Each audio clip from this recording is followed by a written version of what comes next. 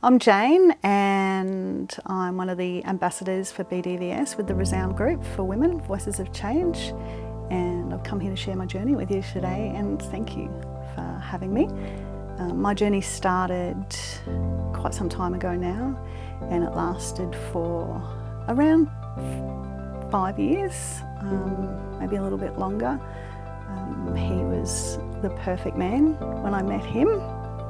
There were some little signs in the start that I overlooked and didn't see. Love is blind a lot of the time, but towards the end I was a shell of who I used to be.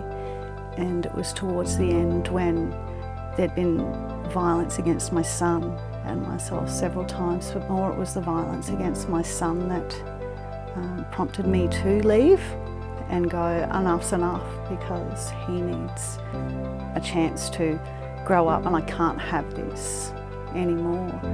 And leaving, that was almost like fire or frying pan into the fire, and it was a struggle, to be brutally honest, when I left, because not too many people knew. I'd hidden it, pretty isolated when I left. But BDVS, I contacted them through a referral from a local Brisbane City Council member. Through what I was experiencing, I had my own little business that I was establishing, and unfortunately that was lost as a result of the violence, because I had to leave that with him. So he did that. But I was actually cleaning for a police officer, and I was just a mess this particular day that they were both home, and they were like, "What is going on with you?" And it was them that went, "This is DV, this is domestic violence, this is not okay." And it was that little bit of encouragement that they'd identified that actually helped. And when I'd explained to them about the harm that had been done to my son and what had happened, well, they were pretty intent that you need to go. But just how I left, that was in the hands of the gods, so to speak, because I just didn't know how. With so much tied up, financially, the business, and all that side of it. Where do you even start?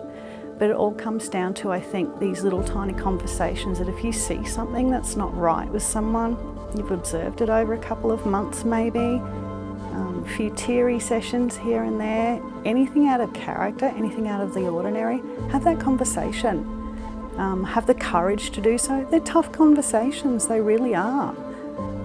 But sometimes that's what we need, is to have someone have the courage to have that conversation with us. Take us aside, grab us for a coffee. What's really going on here? Yeah, it's having that courage. So when I called Brisbane Domestic Violence Services, the intake officer, or Belinda, she asked me a few questions about my situation and assessed whether I was safe. She was really compassionate from memory, and it was almost like she was the first person to truly listen and believe me that there was some pretty serious things going on for me. And she arranged my first meeting to come in and speak with one of the workers and just find out exactly what was going on and how they could help me further. And it was through that first meeting that I talked to them about my son, who was obviously a lot younger then, and the needs that he might have.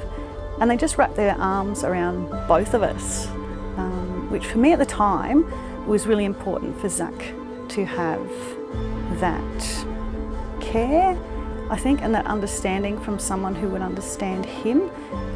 If he was okay, I would be okay, and that was what was really important. So when I would come in, he would see his support worker as well, and we would both have individual support.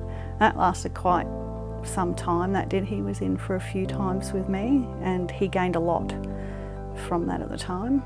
Yeah. So Belinda approached me with an idea that they'd been having for a support advisory type group. They weren't sure what it was going to look like or how this group would come together, but it was about women coming together to not just educate the community, but it was supportive of each other and share our perspectives to inform different agencies and so forth when they wanted.